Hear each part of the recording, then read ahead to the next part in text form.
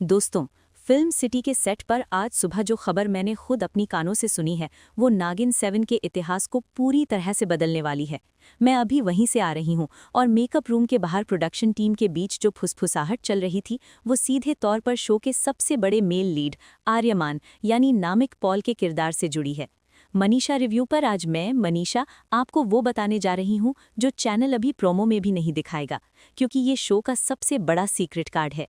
हम सब अब तक यही मानते आ रहे थे कि पूर्वी ही असली शेष नागिन है, जिसे अपनी शक्तियों का पता नहीं है और अनंता बस एक मोहरा है। लेकिन कहानी का असली गेम चेंजर पूर्वी नहीं बल्कि आर्यमान है। जो जानकारी मुझे सेट के अंदरूनी सूत्रों से मिली है, उसके मुताबिक आर्यमान कोई साधारण अमीर बिजनेसमैन नहीं है, बल्कि उसके रगों में भी वही खून दौड़ रहा है जो पूर्वी की रगों में है। जी हाँ, आर्यमान भी एक इच्छाधारी है और ये राज अब पूर्वी के सामने खुलने वाला है, लेकिन एक बहुत ही खौफनाक और रोमांचक तरीके से। कहानी जिस दिशा में अब बढ़ने वाली है, वहाँ राइटर एक ऐसा ट्रैक लिख रहे हैं जो पिछली सीजन्स के सारे रिकॉर्ड तोड़ देगा। अब तक हमने देखा है कि आर्यमान पूर्वी के प्रति एक अजीब सा खिंचाव महसूस करता है। जब भी पूर्वी आसपास होती है, आर्यमान को बेचैनी होने लगती है। उसे लगता है कि वो इस लड़की को जानता है, पहचानता है, जबकि वो दोनों पहली बार मिले हैं। ये कोई आम बॉलीवुड रोमांस नहीं है, बल्कि ये पिछले जन्म का वो अधूरा बंधन है जो सदियों से भटक रहा है। सेट पर शूटिंग के दौरान मैंने देखा कि आने वाले एक सीक्वेंस के लिए बहुत ही खास तरह की लाइटिंग और वीएफएक्स की तैयारी की जा रही थी। ये सीन एक जंगल का है, जहां पूर्वी अपनी जान बचाने के लिए भाग रही है। जैसा कि हमने पिछले एपिसोड में देखा, परमीत ने उस खतरनाक भेड़िए को पूर्वी और अनंता की गंध दे दी है। अनंता तो अस्पताल में है, लेकिन पूर्वी अब उस भेड़िए का अगला शिकार है। स्क्रिप्ट के मुताबिक अमावस की रात होगी और पूर्वी जंगल के रास्ते से कुछ जड़ी बूटियां लेने जा रही होगी ताकि वो अपनी बहन अनंता को बचा सके, क्योंकि डॉक्टरों ने जवाब दे दिया है। यहीं पर वो बड़ा हादसा होगा जो आर्यमान की असलियत सामने लाएगा। भेड़िया पूर्वी पर हमला करेगा। पूर्वी, जिसे अभी तक अपनी नागिन शक्तियों पर पूरा काबू नहीं है, वो डर जाएगी। उसका चश्मा गिर जाएगा, उसे धुंधला दिखाई देगा और भेड़िया उस पर छलांग लगाएगा। ठीक उसी वक्त आर्यमान वहां अपनी कार से नहीं बल्कि पैदल ही पागलों की तरह भागता हुआ आएगा। यहाँ मनीषा रिव्यू के दर्शकों के लिए एक बहुत बारीक डिटेल है जिस पर आपको ध्यान देना होगा। आर्यमान को कैसे पता चला कि पूर्वी खतरे में है? उसके पास कोई जीपीएस ट्रैकर नहीं है, पूर्वी ने उसे कॉल नहीं किया। उसे ये पूर्वाभास हुआ, क्योंकि जब एक नागिन खतरे में होती है तो उसके साथी नाग को, चाहे वो किसी भी रूप में हो, उसकी तड़प महसूस हो जाती है। आर्यमान अभी अपनी याददाश्त खो चुका है। उसे अपना पिछला जन्म याद नहीं, लेकिन उसकी आत्मा पूर्वी की चीख सुन चुकी है। उस सीन में जब भेड़िया पूर्वी की गर्दन दबोचने वाला होगा, आर्यमान बीच में कूद जाएगा। एक आम इंसान उस विशालकाय भेड़िए के एक वार से मर सकता है, लेकिन आर्यमान उस भेड़िए को अपने नंगे हाथों से पकड़कर दूर फेंक देगा। उस वक्त कैमरा आर्यमान की आंखों पर जूम करेगा। फिल्म सिटी में एडिटिंग रूम के पास से गुजरते वक्त मैंने स्क्रीन पर जो रशेस देखे, उसमें नामिक पॉल की आंखों का रंग सामान्य भूरे से बदलकर गहरा सुनहरा यानी गोल्डन हो रहा था। ये वही रंग है जो शेषनाग वंश के रक्षकों का होता है। आर्यमान कोई आम नाग नहीं, बल्कि शेषनाग वंश का वो खोया हुआ राजकुमार है जिसे श्राप मिला था कि वो अपनी पहचान भूल जाएगा। पूर्वी, जो जमीन पर गिरी हुई है और अपना चश्मा ढूंढ रही है, वो धुंधली नजरों से आर्यमान को उस भेड़िए से लड़ते हुए देखेगी। लेकिन उसे जो दिखाई देगा वो आर्यमान का इंसानी रूप नहीं होगा। बिजली कड़केगी और उस रोशनी में पूर्वी को आर्यमान के पीछे एक विशालकाय छाया दिखाई देगी, एक ऐसे नाग की जिसके 5 फन हैं। ये दृश्य पूर्वी के दिमाग में एक जोरदार झटका देगा। उसे अचानक से कुछ फ्लैशबैक्स दिखाई देंगे। ये वो हिस्सा है जहां शो के मेकर्स पिछले जन्म की कहानी यानी पास्ट लाइफ कनेक्शन को ट्रिगर करेंगे। पूर्वी को धुंधली यादों में एक मंदिर दिखाई देगा, प्राचीन काल का एक शिव मंदिर, जहां एक नाग और नागिन तांडव कर रहे हैं। वो नागिन पूर्वी खुद है और वो नाग कोई और नहीं बल्कि आर्यमान है। ये राज खुलते ही शो का पूरा डायनामिक बदल जाएगा। अब तक आर्यमान पूर्वी को एक साधारण, थोड़ी अजीब लड़की समझता था और पूर्वी आर्यमान को अपने जीजू का भाई और एक घमंडी अमीर आदमी समझती थी। लेकिन इस लड़ाई के दौरान जब भेड़िया आर्यमान के कंधे पर अपने पंजों से वार करेगा, तो आर्यमान के खून की एक बूंद पूर्वी के माथे पर गिरेगी। ये एक बहुत ही प्रतीकात्मक और शक्तिशाली क्षण होगा। जैसे ही वो खून पूर्वी की त्वचा को छुएगा, पूर्वी के शरीर के अंदर सुप्त पड़ी सारी शक्तियां एक साथ जाग उठेंगी। उसे महसूस होगा कि ये खून किसी पराये का नहीं बल्कि उसी के अस्तित्व का हिस्सा है। आर्यमान का गुस्सा उस वक्त 7वें आसमान पर होगा। एक आम इंसान भेड़िए से डरता है, लेकिन आर्यमान उस भेड़िए पर दहाड़ेगा। उसकी आवाज में इंसानी गूंज नहीं, बल्कि एक नाग की फुंकार होगी। सेट पर मौजूद स्टंट डायरेक्टर ने इस फाइट सीक्वेंस को बहुत ही ब्रूटल और रियलिस्टिक तरीके से कोरियोग्राफ किया है। आर्यमान उस भेड़िए को उठाकर पेड़ से दे मारेगा। ये ताकत किसी जिम जाने वाले लड़के की नहीं हो सकती। पूर्वी, जो अब तक सहमी हुई थी, वो ये सब देखकर हैरान रह जाएगी। उसे समझ नहीं आएगा कि वो आर्यमान के लिए डरे या उसकी इस अमानवीय ताकत को देखकर घबरा जाए। तभी भेड़िया, ये भांपते हुए कि उसका सामना किसी साधारण मनुष्य से नहीं बल्कि एक महाशक्तिशाली सत्ता से है, वहां से दुम दबाकर भाग खड़ा होगा। इसके बाद का मंजर और भी ज्यादा इंटेंस होने वाला है। जंगल में सन्नाटा छा जाएगा। आर्यमान, जो बुरी तरह जख्मी है, हांफता हुआ पूर्वी की तरफ मुड़ेगा। उसकी शर्ट फटी हुई है और कंधे पर गहरे घाव हैं। लेकिन यहाँ एक और ट्विस्ट है जो मैं मनीषा आपको बता रही हूँ। पूर्वी अपनी आंखों के सामने देखेगी कि आर्यमान के घाव से खून निकलना बंद हो रहा है और वो घाव धीरे धीरे अपने आप भर रहे हैं। ये दृश्य पूर्वी के लिए सबूत होगा कि आर्यमान इंसान नहीं है। आर्यमान की आंखें अभी भी सुनहरी चमक रही होंगी और वो एक अजीब सी ट्रांस अवस्था में होगा। वो पूर्वी की तरफ बढ़ेगा, लेकिन एक प्रेमी की तरह नहीं, बल्कि जैसे कोई भक्त अपनी देवी की तरफ बढ़ता है या कोई रक्षक अपनी अमानत की तरफ। वो पूर्वी के पास आकर घुटनों के बल बैठ जाएगा और उसके मुंह से जो शब्द निकलेंगे वो हिंदी या अंग्रेजी के नहीं बल्कि संस्कृत के श्लोक होंगे। वो प्रतिज्ञा जो उसने पिछले जन्म में शेष नागिन की रक्षा के लिए ली थी। पूर्वी, जिसका चश्मा अभी भी जमीन पर पड़ा है, वो आर्यमान के चेहरे को हाथों से छुएगी। जैसे ही उसका स्पर्श आर्यमान को मिलेगा, आर्यमान बेहोश होकर पूर्वी के कंधे पर गिर जाएगा। ये वो पल होगा जब पूर्वी को पहली बार स्पर्श अनुभूति होगी। नागिन तंत्र में कहा जाता है कि जब दो बिछड़े हुए साथी सदियों बाद मिलते हैं तो उनका स्पर्श यादाश्त के दरवाजे खोल देता है। आर्यमान के बेहोश होते ही पूर्वी की आंखों के सामने एक पूरा चलचित्र दौड़ जाएगा। उसे याद आएगा कि कैसे सैकड़ों साल पहले एक षड्यंत्र के तहत उन्हें अलग किया गया था। उसे याद आएगा कि आर्यमान ने उसे बचाने के लिए अपनी शक्तियों का बलिदान दिया था और उसे श्राप मिला था कि वो अगले जन्म में एक मनुष्य बनकर जन्मेगा और अपनी सारी शक्तियां भूल जाएगा। लेकिन जब भी शेष नागिन पर प्राणघातक संकट आएगा, उसका असली रूप क्षण भर के लिए बाहर आ जाएगा। फिल्म सिटी के गलियारों में ये भी चर्चा है कि आर्यमान का ये रूप सिर्फ पूर्वी ने देखा है। जब आर्यमान को होश आएगा तो उसे कुछ याद नहीं रहेगा। वो इसे सिर्फ एक बुरा सपना या एक्सीडेंट समझेगा। लेकिन पूर्वी अब सच जान चुकी है। ये स्थिति पूर्वी के चरित्र के लिए बहुत बड़ा द्वंद्व पैदा करेगी।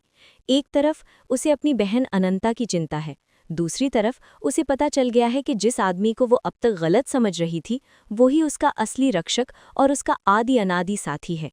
पूर्वी अब आर्यमान को हॉस्पिटल लेकर जाएगी, लेकिन डॉक्टर भी हैरान रह जाएंगे क्योंकि आर्यमान के शरीर पर खरोंच का एक निशान भी नहीं होगा। उसकी सेल्फ हीलिंग पावर ने सब कुछ ठीक कर दिया होगा। ये बात रविश और परमीत को खटकेगी। परमीत, जो पुरानी नागिन कथाओं की जानकार है, उसे शक होने लगेगा कि कहीं आर्यमान ही तो वो नागरक्षक नहीं जिसका जिक्र भविष्यवाणियों में है। मनीषा, रिव्यू के नज़रिए से देखें तो ये प्लॉट शो की टीआरपी को आसमान पर पहुंचाने वाला है। पूर्वी अब आर्यमान की सुरक्षा करना शुरू कर देगी बिना उसे बताए कि वो कौन है। ये एक बहुत ही खूबसूरत रोल रिवर्सल होगा। अब तक हीरो हीरोइन को बचाता था, अब हीरोइन हीरो की असलियत छिपाने के लिए उसे बचाएगी। पूर्वी को डर है कि अगर उसने आर्यमान को सच बताया तो शायद श्राप की वजह से उसकी जान को खतरा हो सकता है। इसलिए वो चुप रहने का फैसला करेगी। लेकिन वो आर्यमान के करीब रहना शुरू कर देगी ताकि वो उसके अंदर छिपे नाग को समझ सके। दर्शकों को आने वाले एपिसोड्स में पूर्वी और आर्यमान के बीच कई सारे हिट एंड मिस मोमेंट्स देखने को मिलेंगे, जहां आर्यमान को अपनी शक्तियों का आभास होगा, जैसे गर्म चाय का हाथ पर गिरना लेकिन जलना नहीं, या बहुत दूर की आवाज़ें साफ सुनाई देना, और पूर्वी उसे कवर अप करती नजर आएगी। ये कहानी का पहला भाग है। अगला भाग इससे भी ज्यादा रहस्यमयी होगा, जहां हम देखेंगे कि कैसे आर्यमान के पीठ पर उभरा हुआ जन्म निशान चमकना शुरू करेगा और उसका सीधा कनेक्शन उस मंदिर से होगा जो अब तक पानी के नीचे डूबा हुआ था। जब आर्यमान दर्द से कराह रहा होगा, पूर्वी उसके कमरे में दवा लगाने जाएगी। जैसे ही आर्यमान अपनी शर्ट हटाएगा, पूर्वी की नज़र उसकी पीठ पर जाएगी और वो सन्न रह जाएगी। आर्यमान की पीठ पर दाहिनी ओर एक जन्म निशान यानी बर्थमार्क है, जो अब तक एक साधारण तिल जैसा दिखता था। लेकिन आज भेड़िए के साथ हुई उस लड़ाई और पूर्वी के स्पर्श के बाद वो निशान अपना रूप बदल चुका है। वो निशान धीरे धीरे लाल रंग में चमकने लगेगा और एक कुंडली मारे हुए नाग का आकार ले लेगा। ये वही निशान है जो हजारों साल पहले शेष रक्षक के शरीर पर होता था। पूर्वी को तुरंत अपनी दादी की सुनाई हुई वो कहानियां याद आ जाएंगी कि जब शेष नागिन की शक्तियां जागृत होती हैं तो उसके रक्षक का निशान भी उसे पुकारने लगता है। ये दृश्य दर्शकों के रोंगटे खड़े कर देगा, क्योंकि वीएफएक्स टीम ने इस चमकते हुए निशान को बहुत ही अलौकिक तरीके से स्क्रीन पर उतारने की तैयारी की है। यहाँ पर मनीषा रिव्यू की तरफ से एक बहुत बड़ी एक्सक्लूसिव खबर मैं आपको दे रही हूँ।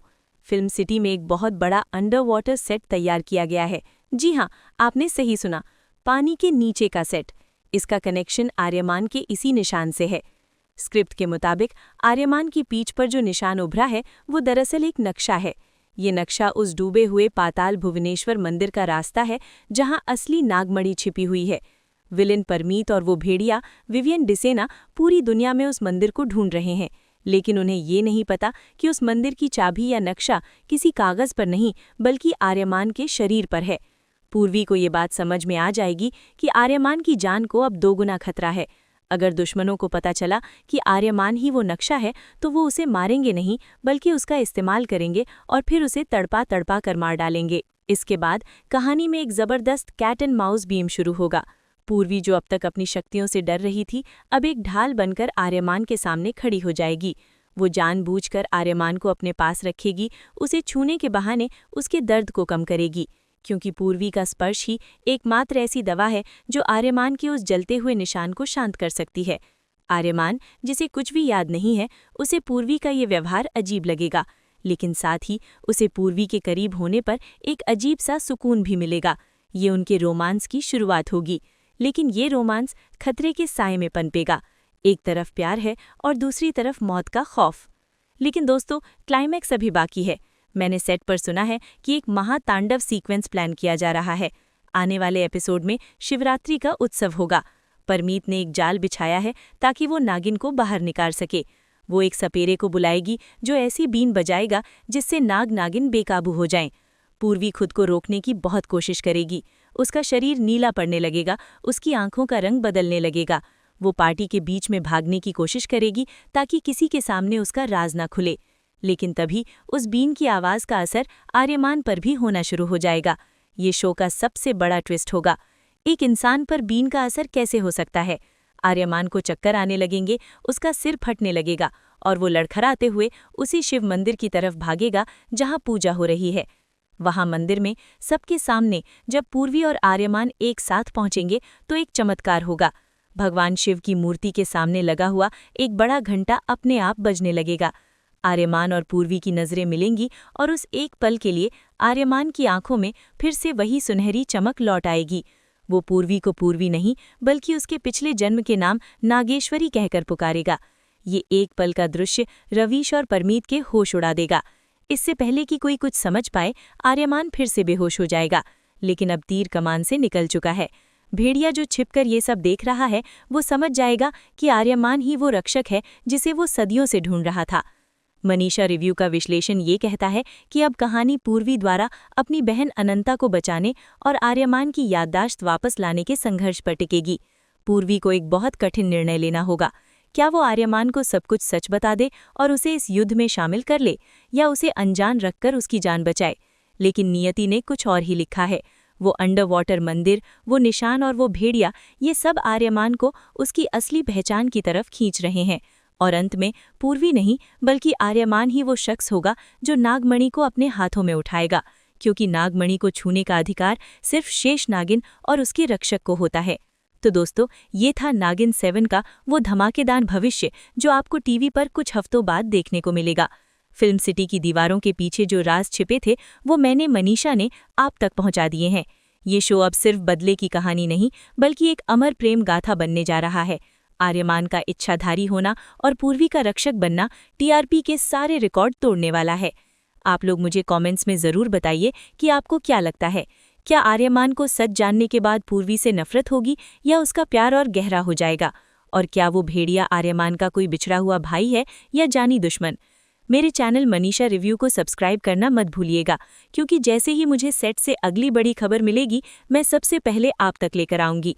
इस वीडियो को लाइक करें और अपने उन दोस्तों के साथ शेयर करें जो नागिन शो के दीवाने हैं।